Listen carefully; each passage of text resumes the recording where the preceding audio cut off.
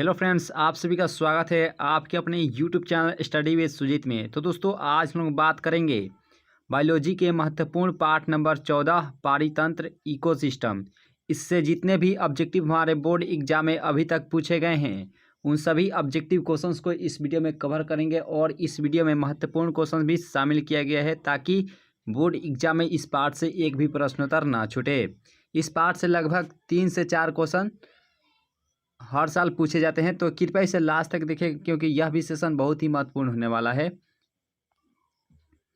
और यहाँ first number प्रश्न है कि झील का पारिस्थितिक तंत्र में जैव भार का पिरामिड होता है, सीधा, उल्टा। सी है कभी उल्टा कभी सीधा और डी है कोई नहीं। तो झील में जो पारिस्थितिक तंत्र में जो जैव भार का पिरामिड होता है वह हमेशा उल्टा रहता है, यानी कि ऑप्शन नंबर बी इसका राइट आंसर हो जाएगा। प्रश्न है कि निम्न में से कौन आहार श्रृंखला सही है? घास, गेहूं, धान, घास बकरी, शेर बकरी, गाय, घास, घास मछली और बकरी। तो आहार श्रृंखला का जो सही क्रम होता है, पहले घास हो जाएगा, उसके बाद बकरी हो जाएगा, उसके बाद शेर हो जाएगा, जो कि ऑप्शन नंबर बी में इसका राइट आंसर दिया हुआ है। यही सही श्रृंखला है। जलीय परितंत्र में ऊर्जा का पिरामिड कैसा होता है? हमेशा उल्टा, हमेशा सीधा, हमेशा घंटीनुमा और डी है इनमें से कोई नहीं। तो जलीय परितंत्र में ऊर्जा का पिरामिड जो होता है वह हमेशा सीधा होता है, याद रखें, यानी कि ऑप्शन नंबर ए इसका राइट आंसर हो जाएगा। और यह प्रश्न है स्थिरीकरण पाया जाता है मरुस्थल में, उष्णकटिबंधीय वन में, पर्णपाती वन में और डी है टुंड्रा में। तो स्थिरीकरण जो पाया जाता है यह उष्णकटिबंधीय वन में पाया जाता है, यानी कि ऑप्शन नंबर बी इसका राइट आंसर हो जाएगा। सल्फर का सबसे बड़ा संग्राहक क्या होता है? तो इसका सबसे बड़ा संग्राहक चट्टान होते हैं, यानी कि ऑप्शन नंबर बी इसका राइट आंसर हो जाएगा। वायुमंडलीय आर्द्रता को किससे मापा जाता है? तो वायुमंडलीय आर्द्रता को हाइग्रोमीटर के द्वारा मापा जाता है, यानी कि ऑप्शन नंबर बी इसका राइट आंसर हो जाएगा। नेक्स्ट प्रश्न है आपके सामने, पारिस्थितिक तंत्र में आहार स्तर को क्या कहा जाता है? उत्पादक स्तर, उपभोक्ता स्तर, सी है शाकाहारी स्तर और डी है पोषक स्तर। तो पारिस्थितिक तंत्र में जो आहार स्तर होता है उसे उपभोक्ता स्तर के नाम से जाना जाता है, यानी कि कहा जाता है। बी इसका राइट आंसर हो जाएगा। औषधि चक्र में अंतर्गत किसका चक्रीकरण होता है? तो इसमें लोहा और फास्फोरस दोनों का होता है, यानी कि सी इसका राइट आंसर हो जाएगा।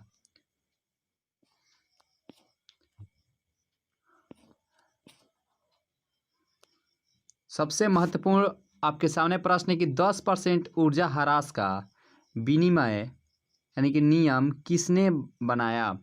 तो 10% ऊर्जा का ह्रास का नियम यह लिंडेमान के द्वारा दिया गया था, यानी कि ऑप्शन नंबर ए इसका राइट आंसर हो जाएगा। एक पारिस्थितिक तंत्र में ऊर्जा प्रवाह का सही क्रम क्या होता है? उत्पादक, मांसाहारी, शाकाहारी, विघटनकारी। उत्पादक, शाकाहारी, मांसाहारी, विघटनकारी, शाकाहारी, मांसाहारी, उत्पादक, विघटनकारी, शाकाहारी, उत्पादक, मांसाहारी, विघटनकारी। तो इसमें जो ऊर्जा का सही क्रम हो जाएगा, उत्पादन हो जाएगा, उत्पादक, शाकाहारी, मांसाहारी और विघटनकारी, यानी कि बी इसका राइट आंसर हो जाएगा।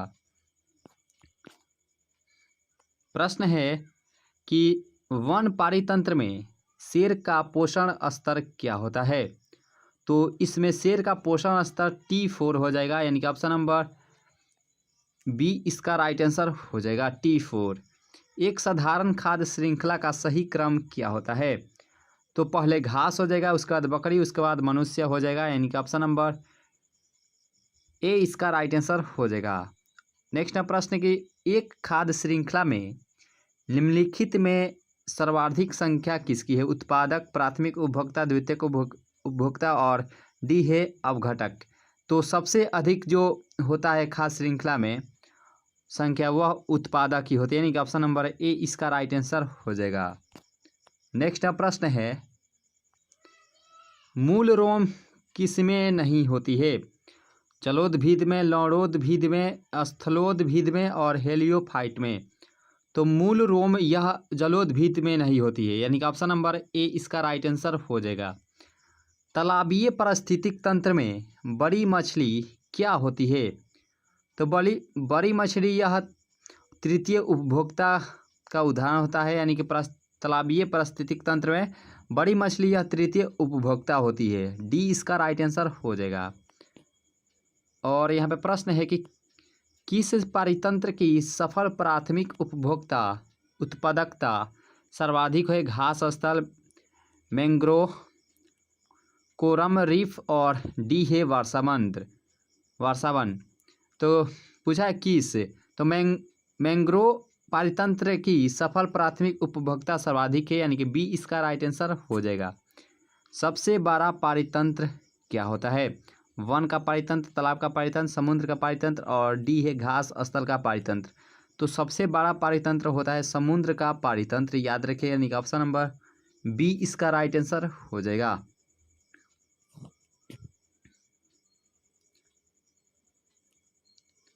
प्रश्न है कि उत्तम प्रकार का पिरामिड जो सदैव सत्य होता है क्या होता है? तो ऊर्जा का पिरामिड होता है जो हमेशा सत्य होता है, यानी कि ऑप्शन नंबर ए इसका राइट आंसर हो जाएगा। एक पोषण स्तर से दूसरे पोषण स्तर में ऊर्जा प्रवाहित होती है, तो उसमें ऊर्जा 5%, 10%, 20%, 15%। तो एक स्तर से दूसरे स्तर में जो ऊर्जा प्रवाहित होती है वो 10% हो जाएगा, यानी कि ऑप्शन नंबर बी इसका राइट आंसर हो जाएगा 10%। ट्रॉपिकल वनों में कुछ जातियों की विलुप्ति का मुख्य कारण क्या होता है? तो इसका मुख्य कारण होता है डिफोरेस्टेशन होता है, यानी कि ऑप्शन नंबर ए इसका राइट आंसर हो जाएगा। तो चलिए नेक्स्ट प्रश्न को देखते हैं। और यहाँ पे प्रश्न है कि इकोसिस्टम शब्द को प्रस्तावित किया ओडम ने, टेंसले ने, विटेकर ने और डी है गोली ने। तो इकोसिस्टम जो शब्द प्रयोग किया था सर्वप्रथम वह टेंसले के द्वारा दिया गया था, यानी कि ऑप्शन नंबर बी इसका राइट आंसर हो जाएगा। कौन सा पिरामिड हमेशा ऊपर की ओर होता है, उल्टा कभी नहीं होता है? तो ऊर्जा का पिरामिड, ये नेक्स्ट प्रश्न को देख चुके थे। ये ऊर्जा का पिरामिड यह हमेशा सीधा होता है, उल्टा कभी नहीं होता है। सी इसका राइट आंसर हो जाएगा। एक पारिस्थितिक तंत्र में हरे पौधे होते हैं, तो हरे पौधे यह उत्पादक के रूप में होते हैं। ऑप्शन नंबर ए इसका राइट आंसर हो जाएगा। और प्रश्न है कि उष्णकटिबंधीय सघन वनों का कारण क्या होता है? कम वर्षा एवं कम तापमान, अधिक वर्षा एवं कम तापमान, कम वर्षा एवं अधिक तापमान और डी है अधिक वर्षा एवं अधिक तापमान। तो उष्णकटिबंधीय सघन वनों का जो मुख्य कारण होता है वह अधिक वर्षा एवं अधिक तापमान के कारण ऐसा हो पाता है, यानी कि ऑप्शन नंबर डी इसका राइट आंसर हो जाएगा। प्रश्न है आपके सामने कि पारिस्थितिक तंत्र में नियंत्रण करने वाला कारक क्या होता है? मृदा नमी, भोजन, शिकार करना और डी है ताप। तो इसका राइट आंसर हो जाएगा शिकार करना। यह पारिस्थितिक तंत्र में नियंत्रण करने वाला कारक होता है, यानी कि ऑप्शन नंबर सी इसका राइट आंसर हो जाएगा। प्रश्न की 16 वन पाए जाते हैं उड़ीसा के पूर्वी तट में, उत्तरी पूर्वी हिमालय में, पश्चिमी घाट यानी कि केरल में, दक्षिण के पठार में। तो 16 वन यह पाया जाता है पश्चिमी घाट केरल में पाया जाता है, यानी कि ऑप्शन नंबर सी इसका राइट आंसर हो जाएगा। प्रश्न की अपघटन यानी कि डेकम्पोजर होते हैं, तो अपघटक होते हैं या टेक्टोना होते हैं, यानी कि ऑप्शन नंबर सी इसका राइट आंसर हो जाएगा। नेक्स्ट प्रश्न है कि वह जो दूसरे के कारण भोजन प्राप्त करता है क्या कहलाता है? परजीवी, कीट, हारी, परभक्षी और डी है सहजीवी। तो जो दूसरे के कारण भोजन करता है उसे सहजीवी कहते हैं, यानी कि ऑप्शन नंबर डी इसका राइट आंसर हो जाएगा। और प्रश्न की अनावरोधित प्रजनन क्षमता है, तो अनावरोधित प्रजनन क्षमता जैव विविधता की होती है, यानी कि ऑप्शन नंबर सी इसका राइट आंसर हो जाएगा। लास्ट में कमेंट जरूर कीजिएगा कि यह सेशन आपको कैसा लगा। और प्रश्न है आपके सामने कि अपरद खाद्य श्रृंखला की शुरुआत होती है जीवाणु से, विषाणु से, शैवाल से, और डी है प्रोटोजुआ से। तो अपरद खाद्य श्रृंखला की शुरुआत यह होती है जीवाणु से होती है, यानी कि ऑप्शन नंबर ए इसका राइट आंसर हो जाएगा। और प्रश्न है कि इनमें से कौन सा अधूरे पारितंत्र का उदाहरण होता है? घास का मैदान, गुफा, सी है नदी, और डी है दलदली क्षेत्र। तो इनमें से पूछा है कि कौन सा अधूरे पारितंत्र का उदाहरण होता है, तो गुफा हो जाएगा, यानी कि ऑप्शन नंबर बी इसका राइट आंसर हो जाएगा। और प्रश्न है कि वृक्ष रहित जीवोम को क्या कहते हैं? तो वृक्ष रहित जीवोम को हम लोग टुंड्रा भी कहते हैं, मरुस्थल भी कहते हैं, घास का मैदान भी कहते हैं, यानी कि ऑप्शन नंबर डी इसका राइट आंसर हो जाएगा। उपरोक्त सभी को वृक्ष रहित जीवोम कहते हैं। नेक्स्ट प्रश्न है कि पारिस्थितिक तंत्र कितने प्रकार के होते हैं? 2, 3, 4, 5। तो पारिस्थितिक तंत्र यह 3 प्रकार के होते हैं, याद रखिएगा, यानी कि ऑप्शन नंबर बी इसका राइट आंसर हो जाएगा। एक झील में द्वितीयक पोषण स्तर होता है, पादप प्लवक, प्राणी प्लवक, नितलक, और डी है मछलियाँ। तो एक झील में द्वितीय पोषण स्तर प्राणी प्लवक का होता है, यानी कि ऑप्शन नंबर बी इसका राइट आंसर हो जाएगा। नेक्स्ट प्रश्न है कि कार्बन मोनोऑक्साइड से मनुष्य की मौत हो जाती है क्योंकि यह नष्ट कर देता है हीमोग्लोबिन, फाइटोक्रोम, साइटोक्रोम, और डी है ए और बी दोनों।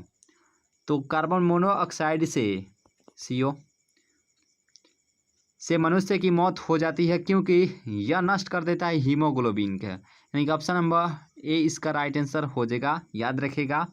तो दोस्तों इस प्रकार से इस महत्वपूर्ण सेशन को यहीं पे ख़त्म करते हैं। और लास्ट में ज़रूर कमेंट कीजिएगा कि यह सेशन आपको कैसा लगा।